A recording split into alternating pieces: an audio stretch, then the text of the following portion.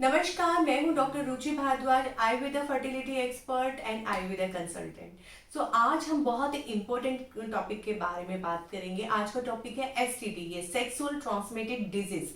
जब भी sexual transmitted disease के कपल्स हमारे पास आते हैं, स्पेशली जो फीमेल होती हैं, वे हमने देखा है कि बात करने से घबराती हैं, उन्होंने घर में बताया नहीं होता है, या फिर वो इतने इलाज ले चुकी होती हैं ऑलरेडी डॉक्टर से। उनका सेक्सुअल ट्रांसमिटेड डिजीज जो एसटीडी होता है वो 2 साल पुराना होता है, 3 साल पुराना होता है, 6 महीने से वो झेल रही होती है, और रेस्ट ऑफ द टाइम की वो ट्रीटमेंट एंटीबायोटिक्स लेके इतना थक चुकी होती है, और अब कहते हैं कि मैम इसका हमें लगता है इलाज ही नहीं है।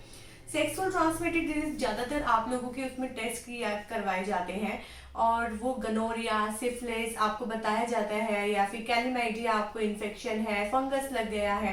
ये कैसे फैलते हैं? ये वायरस, पैरासाइट, बैक्टीरिया या हाँ फंगस से भी फैलते हैं। अब इन डिजीज के पीछे जैसे कि हम सिर्फ उसको सिम्टोमेटिकली ट्रीट नहीं करते हैं। आयुर्वेद इसको थाउजेंड्स ऑफ इयर्स पहले ही आयुर्वेद में सेक्सुअल ट्रांसमिटेड डिजीज के बारे में हमारे जितने भी हमारे स्क्रिप्चर्स हैं आयुर्वेदा, उनमें एक्सप्लेन किया गया है कि ये क्यों हो रहा है, कैसे फैलता है। अब बात करते हैं कि कैसे फैलता है। सबसे पहले कोई भी एब्जेक्शन आपके प्राइवेट जेनिटल पार्ट पे लगा हो, कोई नाखून से हुआ हो, या कुछ हाथ से इंजरी हो गई हो, या फिर ड्यूरिंग द सेक्स इंडल्स आपको कोई इंजरी हो गई हो, या फिर आपके पार्टनर से आपको फैलता है। पार्टनर कोई भी हो सकता है, मेल या फीमेल। थर्ड कि मल्टीपल सेक्सुअल पार्टनर होने की वजह से फैलता है, एक से ज्यादा सेक्सुअल पार्टनर्स होते हैं तो ही डिजीज फैलता है। फोर्थ कि अगर आपके खाने में बहुत ज्यादा अल्कोहल, स्पाइसी, नॉन वेज या फिर खट्टा और रेड चिली वाला खाना ज्यादा है, तो भी आपकी बॉडी में शुरू में कुछ ऐसे पित्त बनना शुरू, गर्मी होना शुरू होता है, और धीरे धीरे जैसे ही आप बाहर के टॉयलेट्स यूज करते हैं, ऑफिस में जाते हैं, तो वो डिजीज आपकी बॉडी में जल्दी आ जाती है, वो बैक्टीरियल इन्फेक्शन जल्दी आ जाता है, फंगस जल्दी लग जाता है, क्योंकि उनको वहां पे आपके जेनाइटल एरिया पे अपने लिए फेवरेबल माहौल मिल जाता है। अब जनरली जो फीमेल्स आती हैं वो हमारे सामने बोलती हैं कि मैम मेरे हस्बैंड को तो कोई इन्फेक्शन नहीं है, उनको कोई ईचिंग नहीं है, उनको तो कोई दर्द नहीं है, और उनको मुझसे होता है।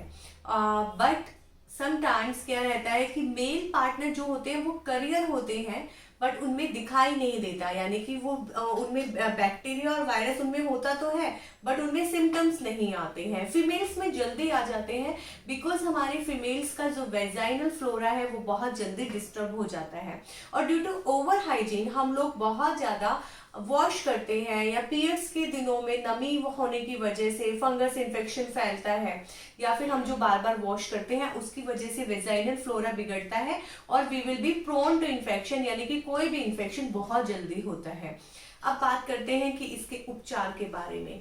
हमारी संहिताओं में इसका उपचार सबसे पहले आपके रक्त की शुद्धि करना, यानी कि ब्लड प्यूरिफायर आपको देना, और उसके साथ साथ आपके खान पान को सही करना। यानी कि आप बहुत ज्यादा तला भुना खा रहे हैं, आपको बहुत ज्यादा डाइजेस्टिव इशू है, बॉडी में बहुत पित्त बनना, कब्ज ज्यादा रहना, तो भी आपकी ये एसटीडी जो डिजीज होती है वो ठीक नहीं होती, या फिर कुछ टाइम के लिए ठीक होती है, आपको सिर्फ आराम आता है, बट वो दोबारा रिकरेंस हो जाती है।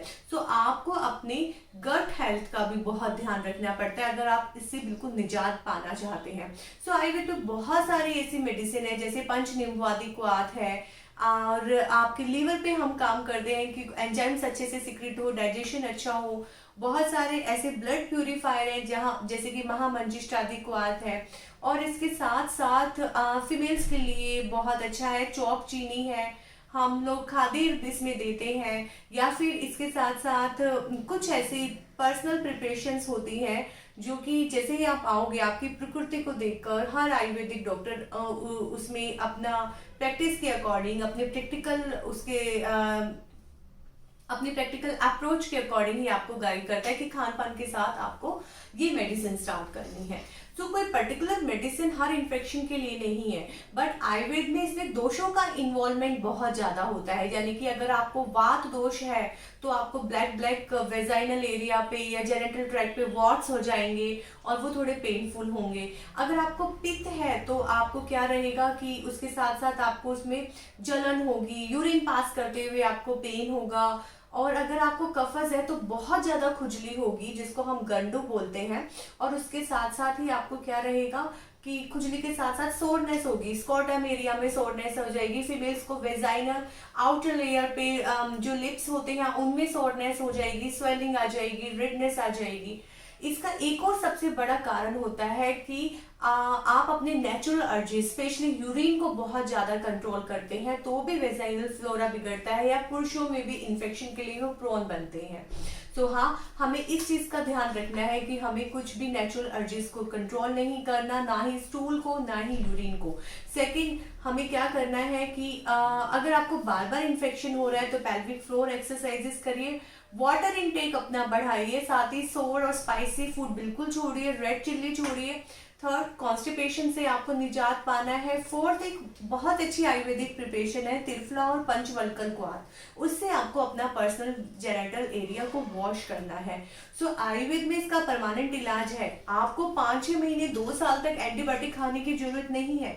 आपको किसी भी तरह का, चाहे सिफिलिस हो, चाहे हार्पिस हो, चाहे कैलिमेटिया, कोई भी तरह का आपको STD sexual transmitted disease infection है, आप लोग हमारे पास आइए, इसका कंप्लीटली हम ट्रीटमेंट करें। धन्यवाद।